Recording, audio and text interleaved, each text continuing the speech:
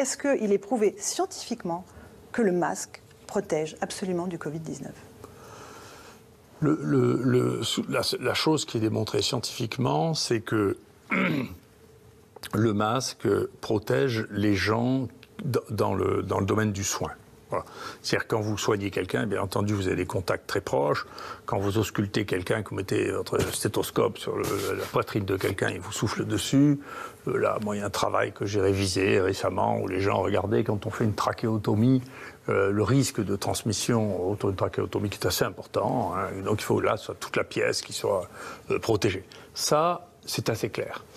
Pour le reste, rien n'est clair, rien n'a été démontré sur le plan de la transmission virale. Après, c'est une situation sur laquelle il y a une certaine complexité à répondre parce que le masque ne joue pas qu'un rôle physique de protection par voie respiratoire. Il joue un rôle de signal il y a une maladie contagieuse qui circule. Et donc ça, c'est de la science de type sciences humaines et sociales. Mais psychologique. Oui, c'est de la science humaine et sociale. C'est une autre science que la science virologique, mais c'est une science qui existe aussi. Moi, depuis le début de la maladie, et dans ce que j'ai écrit avant même que la maladie arrive ici, j'ai dit dans toutes ces choses que j'ai vues depuis si longtemps, donc moi, la première épidémie que j'ai vue, c'est celle du sida. Ce dont j'ai peur, c'est de la peur. Donc la peur fait des comportements extraordinairement dangereux. C'est pour ça que j'ai parlé de la débandade de 1940, hein, où il y a eu plus de morts à cause de la peur de la défaite que de la guerre, quand même. Hein.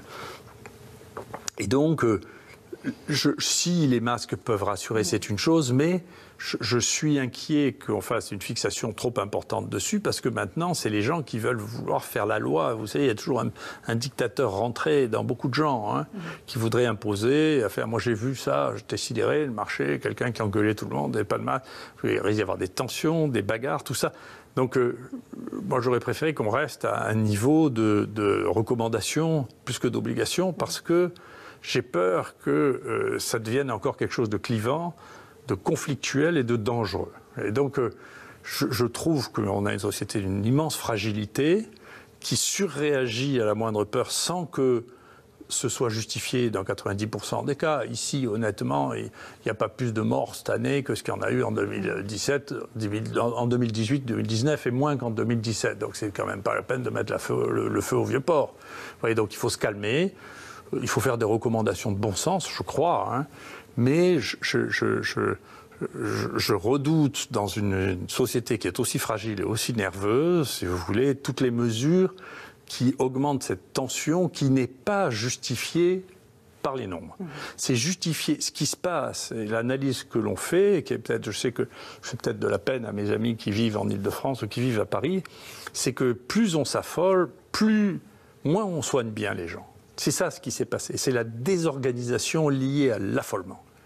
Et que donc, on n'organise pas de lutte en ayant peur. Ça ne se fait pas. Il faut enlever ceux qui ont peur et il faut mettre les gens qui ont du courage devant. C'est comme ça qu'on gagne. Ce n'est pas avec les gens qui ont peur.